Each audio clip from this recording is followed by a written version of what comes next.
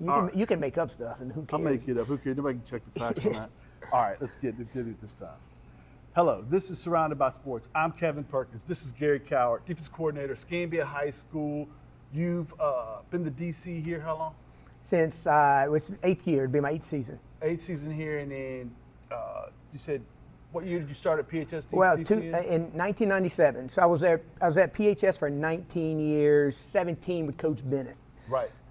Right. And Bennett was an AD for a couple of years, Yes. and he decided to get back on the sideline. And Correct. You joined him on the sidelines, and you guys have been thick as thieves ever since. Yeah, pretty much ever since.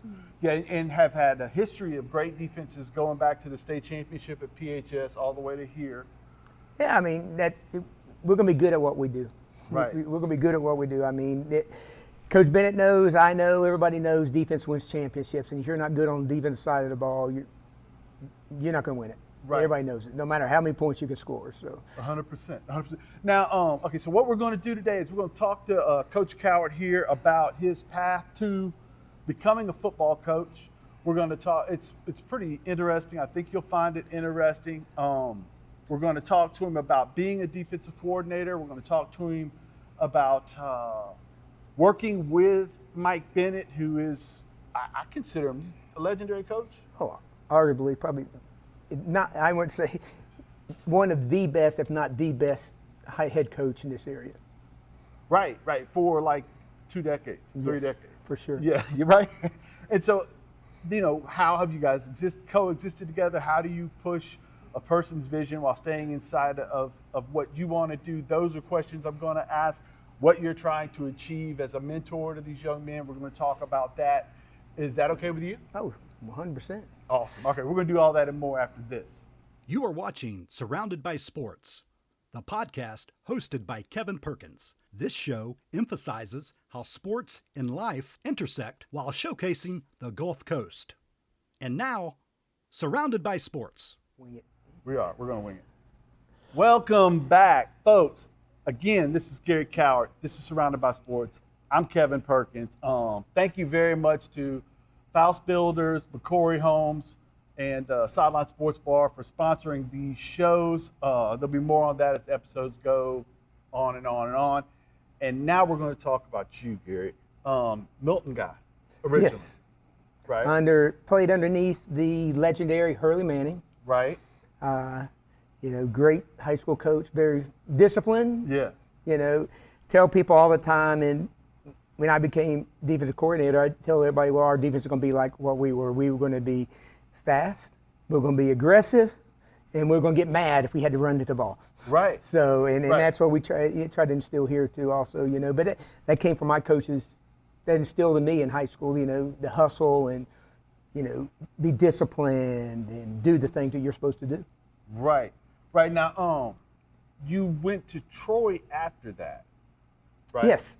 Yeah, I was lucky. I got a football scholarship to Troy. And I was even more luckier that my freshman year we were national champions. Right. And I can tell you, it had nothing to do with me. Had nothing to do with me. I mean, kind of did because I played scout team, and if we didn't do good on scout team, we helped our offense get better. But I was redshirted that year, and we were really, really good.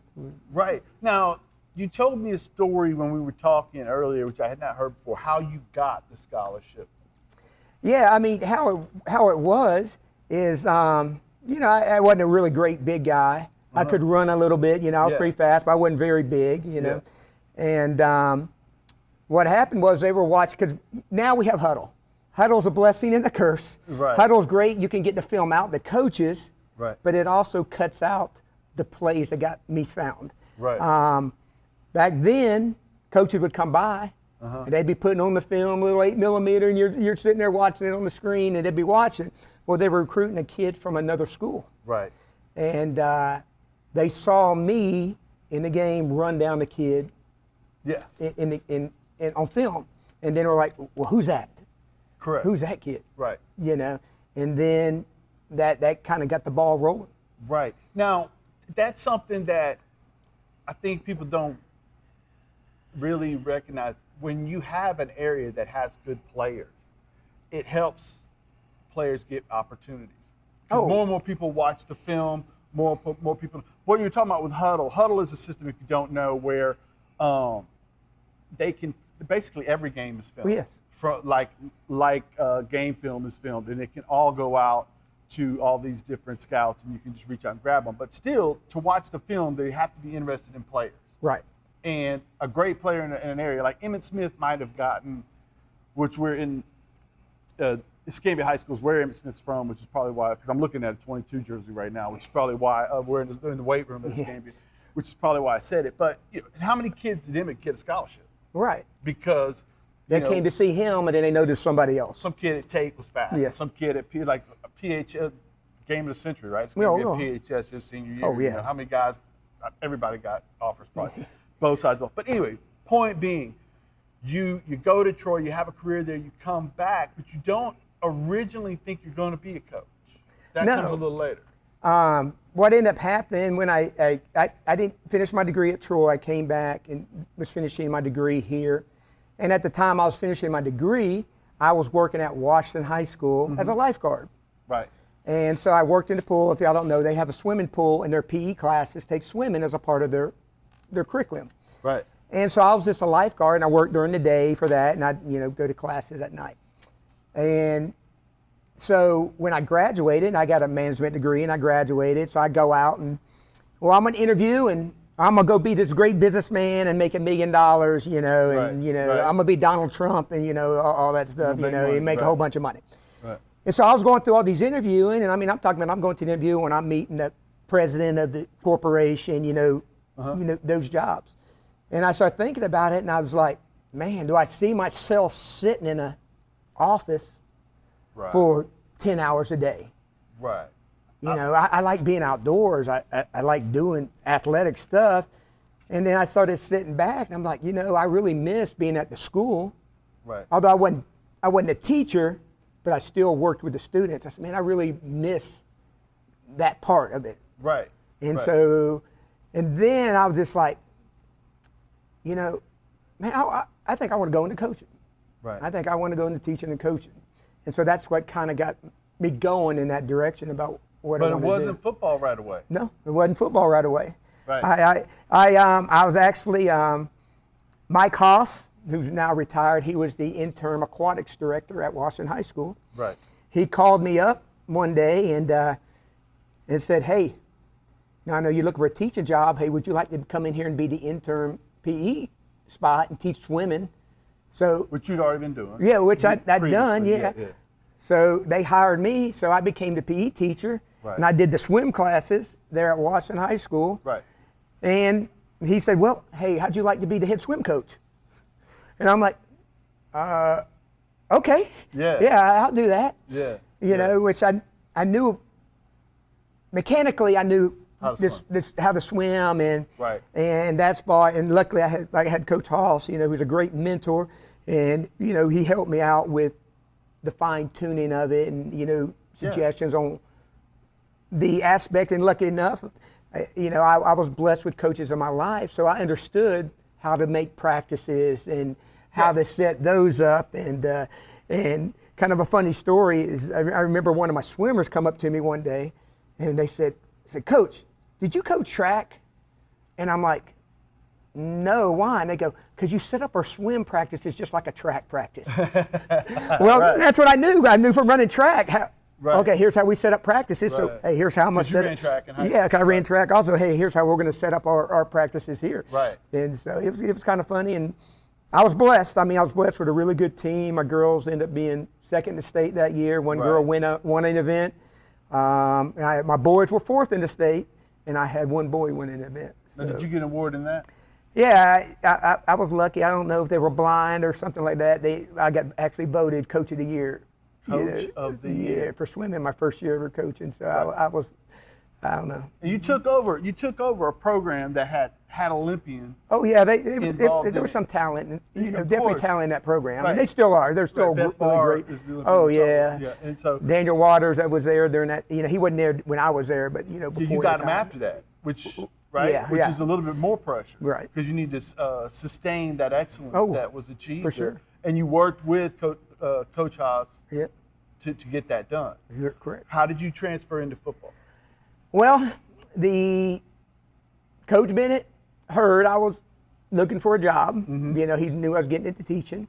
So he contacted me the next summer and said, hey, how'd you like to come over here and coach football? Because he knew I'd met Coach Bennett when he was working at Washington High School and I was in the pool. Right. So he knew me. He knew I'd played college football. Right. You know, he was looking for a young coach to coach the secondary.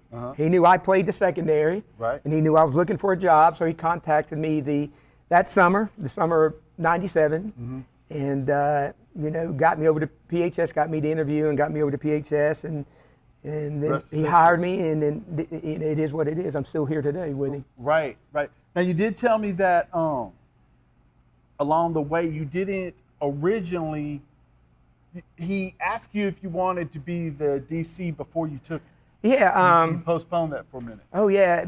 Somewhere around, that's like I said, I started working with him in '97. Somewhere around 2001, 2002, somewhere in that area.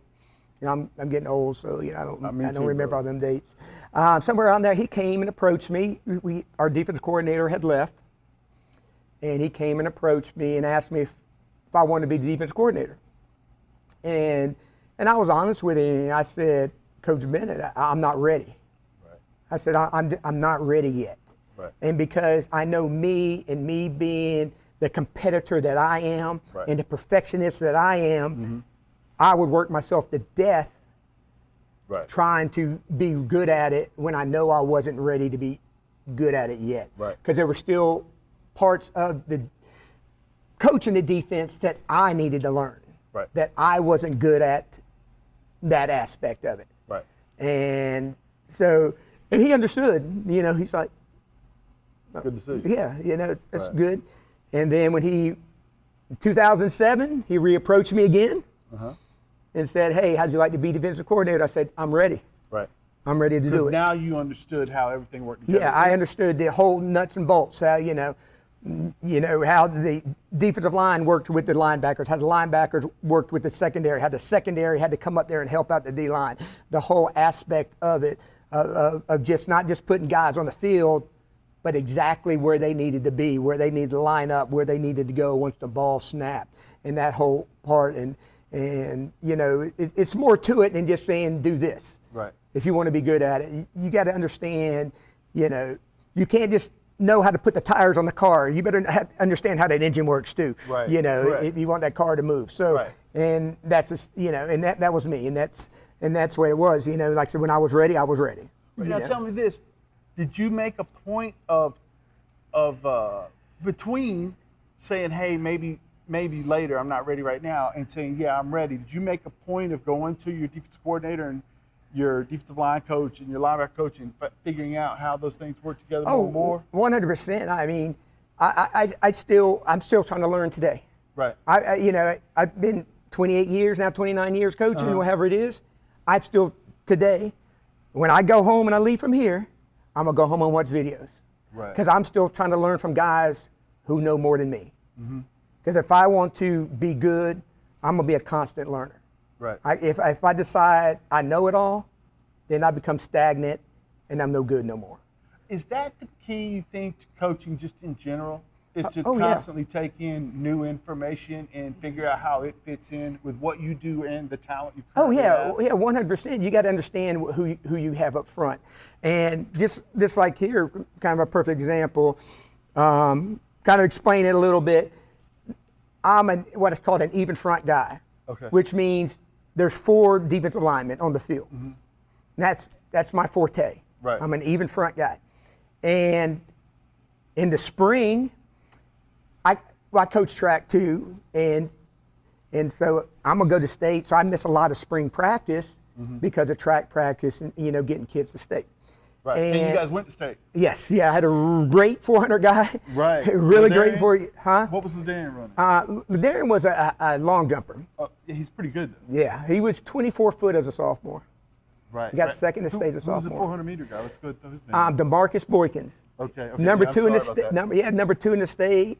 I mean, number 2 in our classification the last 2 years. Lost to number 1 guy the last 2 years. Ended up being number 3 in the entire state. Went 47.08 Right. Well, if y'all don't know, that's really, really fast for a high school kid. That's really, really fast for a high school kid. And and DeMarcus, I can tell you this, DeMarcus is a lot like me. Mm-hmm. He didn't start off and even me, I didn't start off going into high school that I was this great athlete and I was this guy to come in. I was a guy who sat the bench as a freshman. Right. I hardly got to play as a freshman. Yeah. And he come into high school, he wasn't this great fast guy. Mm-hmm. But he had an attitude, he had a work ethic, he had a dedication, and he put it in. So he went from somebody who no one knew who he was to being one of the best in the state. Right. By the time he graduated. And that's also figuring out, right, okay, I'm not a 100-meter guy. Yeah. I may not even be a 200-meter guy. He found the race, though, that he could excel in, the 400, right? Well, he ended up being a good 200 guy. Yeah, right. And he ended up being a good 100 guy, too, his senior year. I've never put him in it, but then I ended up putting him in it, and he ended up being the fastest 100-meter guy in the area. Right. So, but right. I know I'm kind of off track a little bit. Good. No, but we're good. Yeah, but kind of going back to, so I miss a lot of spring because of track. Well, I go out there to practice. I normally get there like the last 30 minutes of practice. Uh-huh. So I go out to practice this spring, and I look up, and our defensive linemen and offensive linemen are doing a drill against each other. Uh-huh. So I kind of get up, and I'm like watching. I look over. I see all these offensive linemen, 4 defensive linemen. Because we had guys hurt, different things, and they just wasn't out there in the spring. You've got more than that now. Yeah. I'm talking about the spring. Got it. So I'm like, oh, man, I don't know. We're going to be able to run it an even front. We only got 4 guys. Right. And so me and Coach Bennett, he's a big part of our decision making while we gone on. He come up to me and he says, Coach, I don't think we can run what we do this spring. We need to go in odd front. If you don't know what odd front is, it's 3 defensive linemen. Right. No odd even, numbers. Right. And I said, Coach, I think you're right. Uh-huh. Well, me not being a big odd guy. Right. Well, guess what? I'm not real fine-tuned into all the intricate workings on how it works. Right. I got lucky enough. I was actually coached underneath Rhett, the head coach. Rhett Summerford. Yeah, Summerford, when he was the head coach, he was the defensive coordinator at West Florida. Right. I actually coached the secondary under him. So I knew a little bit from being with him, but I still wasn't fine-tuned with it. So guess what? I started talking to guys who know more than me. Right. Okay, how do y'all do this? What do you do? How do you do this? How do you adjust to this? Uh-huh. And so last spring we ran an odd front. Right. Because you had to. Yeah, because we had to. But also now you've got a wealth of knowledge that you went. Oh yeah, I know a whole lot more about it now, and it helps out. And I'm still trying to learn. Trust me, I'm still like I said, I'll go home tonight, and I'm gonna go watch videos on guys who know more than me. Right. Because I want to learn what they know and see how I can apply that, or if I can apply that to what we do. Why is Bennett such a good coach? Head coach. Well, I'm gonna tell you what, and I've been around a lot of great coaches. Hurley Manning? At Hurley Manning for one, in high school. Rhett Summerford. Yeah. In college, Chan Gailey. Chan Gailey got the Dallas Cowboys job. Yeah. Georgia Tech job. Yeah. International championship. Yeah, and then Rick Rhodes was with him, and those are all great guys, So and I watch how they do things, and Coach Ben, I can tell you this: I don't know anybody who cares more about the students and his players than he does. Right. There is nobody.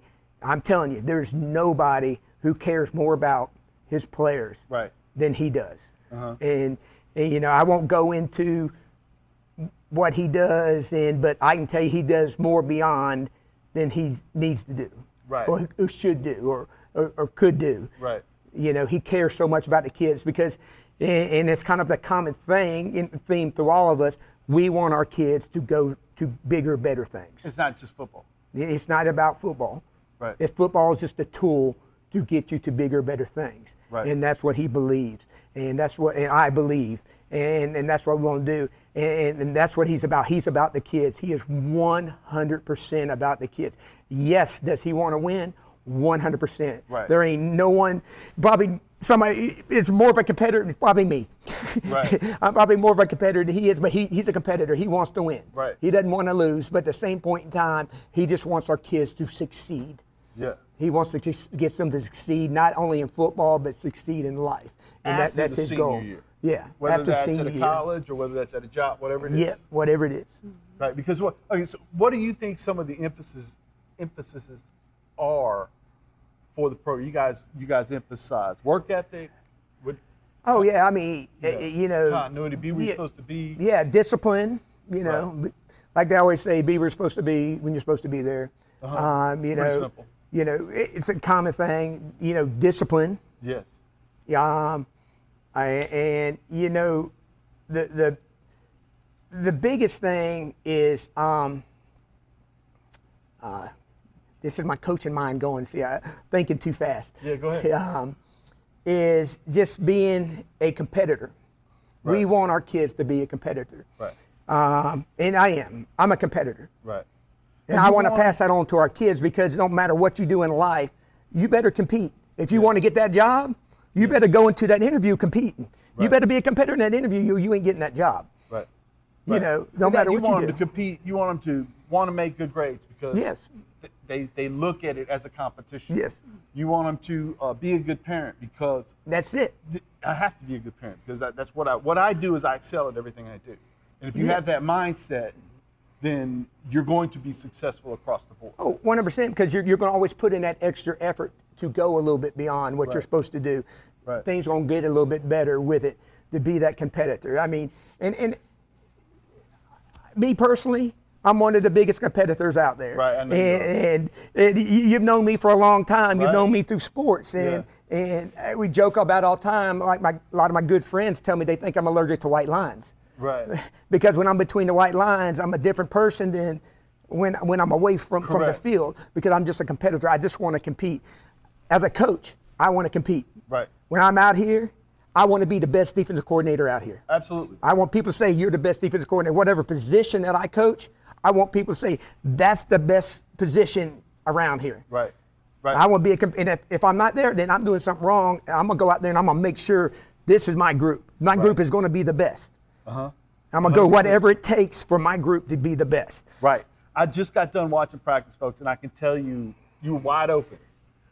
Once it's time to start doing things, you were wide open. The practice was organized. Everybody was where they were supposed to be, but it was blatantly obvious with you, obviously with Brett, who's the offensive coordinator, and all the coaches I saw, but blatantly obvious that you guys stay upbeat and are moving forward and trying to get things done every minute of practice. Oh, yeah. I mean, you don't have much time for practice, so you better utilize every bit that you can.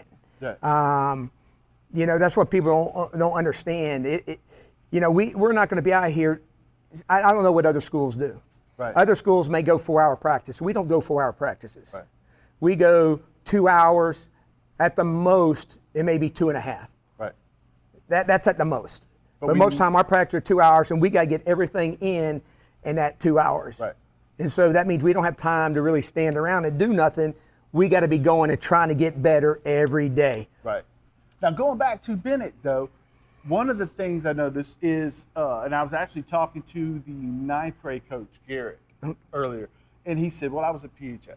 And, you know, this staff you've had, a lot of those guys were a part of that PHS staff. Yeah, I mean, that's what Coach Bennett does a great job of doing. He does a great job of keeping people together. Right. And people want to come coach with him. Like I said, I've been with him since 1997. Right. Obviously, his son Brett, who's offensive coordinator, he's been with us since 2011. Once he graduated college, 2011, he played for us. In fact, I actually coached Brett. He did play DB for me at PHS, so I coached him a little bit there. Right.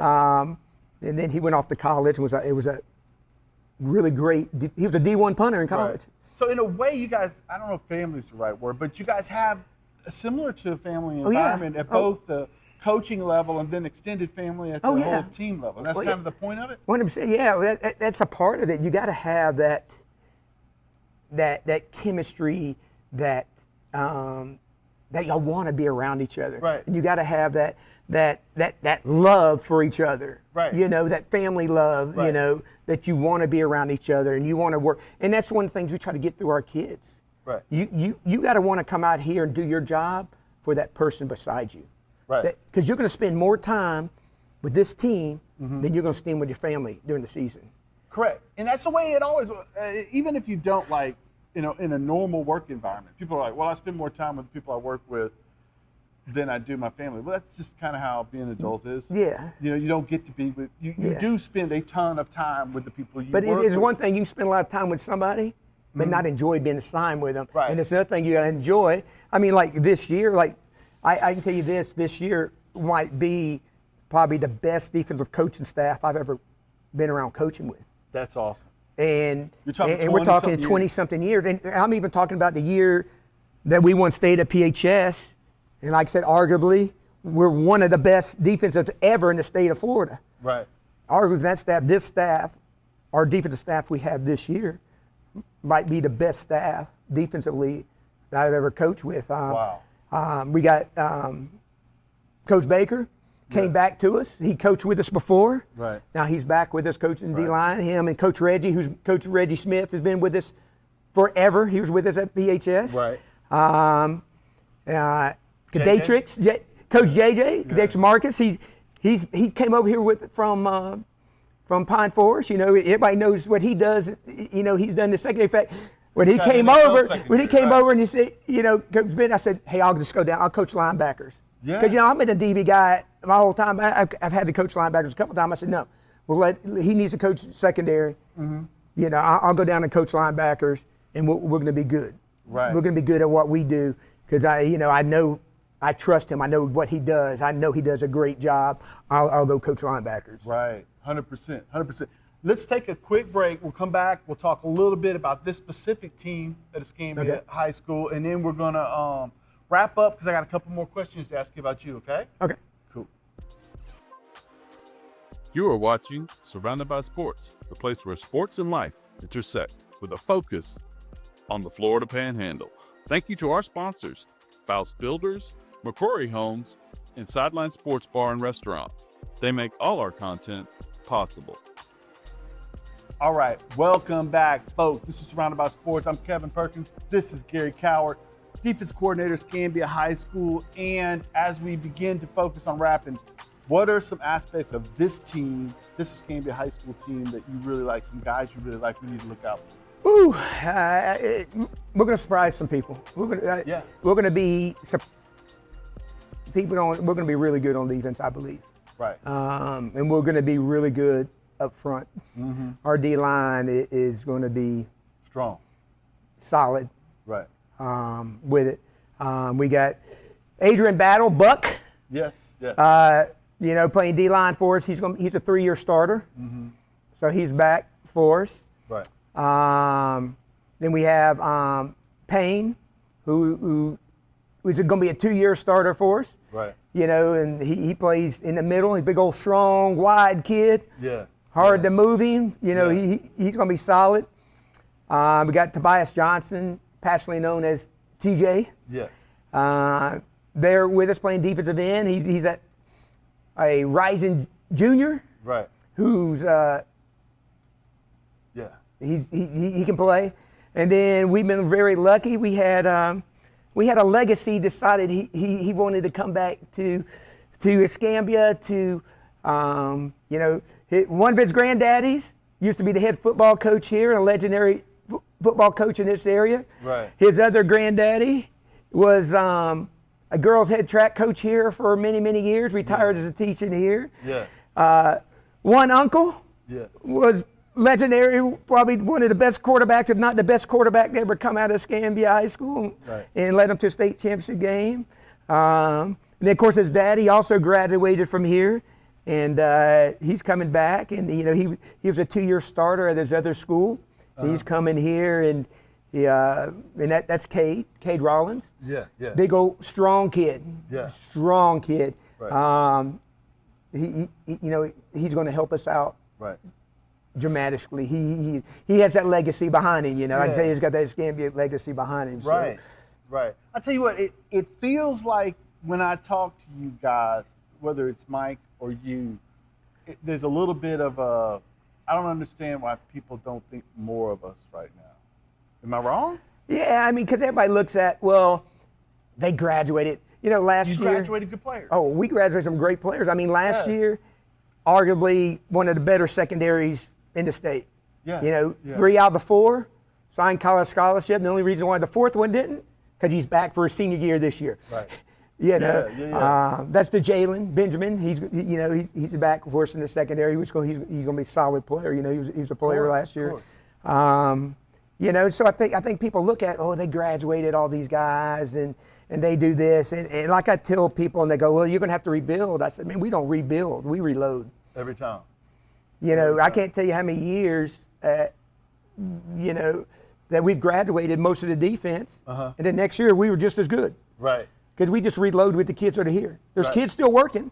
Yeah. There are kids still trying to get better. Yeah. And that's the cool thing about that practice I just watched. Everybody was working. It wasn't just starters working. Mm-hmm. Everybody was all over working. You know, the twos were working the whole time. The guys that weren't, you know, everybody's getting after it. Well, you know, you may not be designated as a starter right now, Right. but you never know when you may have to step up Right. to step in and do it. And it may not be this year. Right. It might be next year. Right. But you got to work. Yeah, but you got to work. And like I talk about 2009 defense at PHS. And every defensive starter for 2 years Right. signed with a college. Right. Well, they all didn't start. That's 100%. Not 1 year. Right. 100%. I mean, the year we won state, I had 5 DBs sign college scholarships and we won state. That's 5 guys gone. Well, guess what? The next year, those next 4 guys signed also. That's right. And so they were still working. They were working. They were, you know, iron sharpens iron. They were trying to make each other. They were trying to make each other better. Right. You know, so they and that's how you do. You got to be a competitor. They're competing against each other. That's it. Oh, That's I it. want to start too.